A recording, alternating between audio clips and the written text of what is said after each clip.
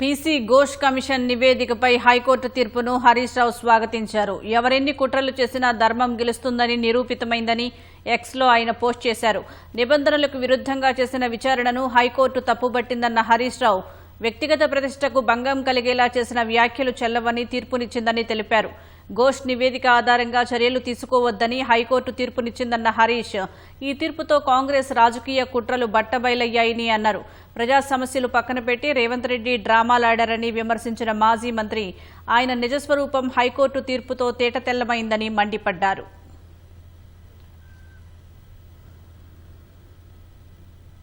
గత బీఆర్ఎస్ ప్రభుత్వం మీద బురద జల్లాలని, ఏదో ఒక రకంగా రాజకీయ లబ్ధి పొందాలని ఆ రోజు ఎన్నికల ముందు ప్రయత్నం చేసినారు. ఇప్పుడు కూడా గత 2 సంవత్సరాలుగా అదే ప్రయత్నం చేస్తూ వచ్చారు. రకరకాల లీకులను పంపుతూ, అక్రమ కేసులు బనాయిస్తూ ఏదో ఒక రకంగా బీఆర్ఎస్ పార్టీపై బురద జల్లే ప్రయత్నం చేసినారు. కానీ నేటి తీర్పుతో ప్రాథమిక హక్కులు, సహజ న్యాయ సూత్రాలను విస్మరిస్తూ ఘోష్ కమిషన్ ఇచ్చిన రిపోర్టు చెల్లదని, ఆ రిపోర్టు ఆధారంగా ఎలాంటి చర్యలు తీసుకోకూడదని రాష్ట్ర సర్వోన్నత న్యాయస్థానం ఇచ్చినటువంటి తీర్పు రేవంత్ రెడ్డి గారికి, కాంగ్రెస్ పార్టీకి చెంపపెట్టు.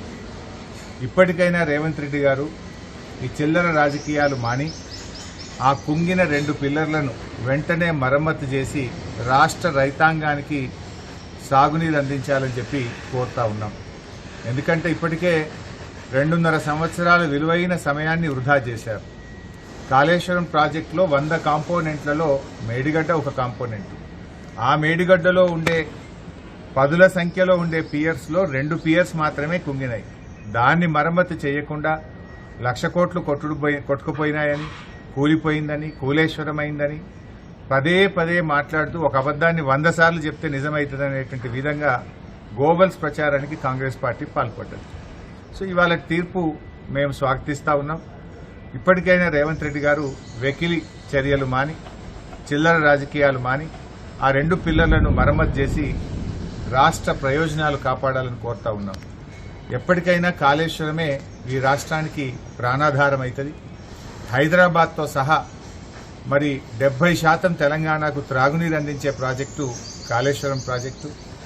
మరి దాదాపు 37 లక్షల ఎకరాలకు సాగునీరు అందించే ప్రాజెక్టు కాళేశ్వరం ప్రాజెక్టు. రాజకీయాలకు అనేక అవకాశాలున్నాయి, రాజకీయాలు చేయడానికి అనేక వేదికలున్నాయి. కానీ రాష్ట్ర ప్రయోజనాలను ఫలంగా పెట్టి రాజకీయాలు చేయకూడదు. రైతుల ప్రయోజనాలు, రాష్ట్ర ప్రయోజనాలను ఎప్పుడైనా మనం కాపాడుకోవాలి. ఏ పార్టీ అధికారంలోకి వచ్చినా, ఏ పార్టీ అధికారంలో దిగిపోయినా కూడా రాష్ట్రం ముఖ్యం, రాష్ట్ర ప్రయోజనాలు ముఖ్యం, రాష్ట్ర ప్రజలు ముఖ్యంగా ప్రభుత్వాలు పనిచేయాలి. రాజకీయాలు చేసుకోవడానికి వేరే ఉన్నాయి. కానీ ఇంత పెద్ద ప్రాజెక్టును ఇన్ని లక్షల మంది రైతుల ప్రయోజనాలు దెబ్బతీయదు. నిజానికి ఒక 100-200 కోట్లు ఖర్చు పెడితే కాళేశ్వరం ప్రాజెక్టులో మరో 2-3 లక్షల ఎకరాలకు సాగునీరు అందించే అవకాశం ఉంది. గత 2.5 సంవత్సరాల నుంచి ₹1 కూడా ల్యాండ్ ఎక్విజిషన్కి ఇవ్వద్దు అని చెప్పి ₹1 కూడా ఇవ్వలే. ఇచ్చుంటే ఈ పాటికి 2-3 లక్షల ఎకరాల కొత్త ఆయకట్టు వచ్చేది. ఎందుకంటే మోటార్లు రెడీగా ఉన్నాయి, రిజర్వాయర్లు రెడీగా ఉన్నాయి, సబ్స్టేషన్లు రెడీగా ఉన్నాయి, ప్రధాన కాలువలు అయిపోయినాయి, సబ్మెయిన్స్ అయిపోయినాయి. పంట కాలువలు తవ్వితే ఆయకట్టు వస్తుంది. అది తవ్వకుండా ఒక కుట్రతో, కక్షతో వ్యవహరిస్తూ ఉన్నారు. వాటిని మానుకోండి. రాజకీయాలు చేద్దాం. డెఫినెట్గా రాజకీయ పార్టీలు అన్నప్పుడు రాజకీయాలు చేస్తాయి. కానీ దానికి వేదికలు ఉన్నాయి. పర్ఫార్మెన్స్ మీద రాజకీయాలు జరగాలి. మాకంటే బెటర్గా చేయి, నువ్వు మాకంటే మంచి సంక్షేమ పథకాలు ఇయ్యి, నీ 6 గ్యారంటీలు, నా 420 హామీల మీద దృష్టి పెట్టి రాష్ట్ర ప్రయోజనాలు కాపాడడం కోసం పనిచేయాలని చెప్పి వారిని కోరుతాం.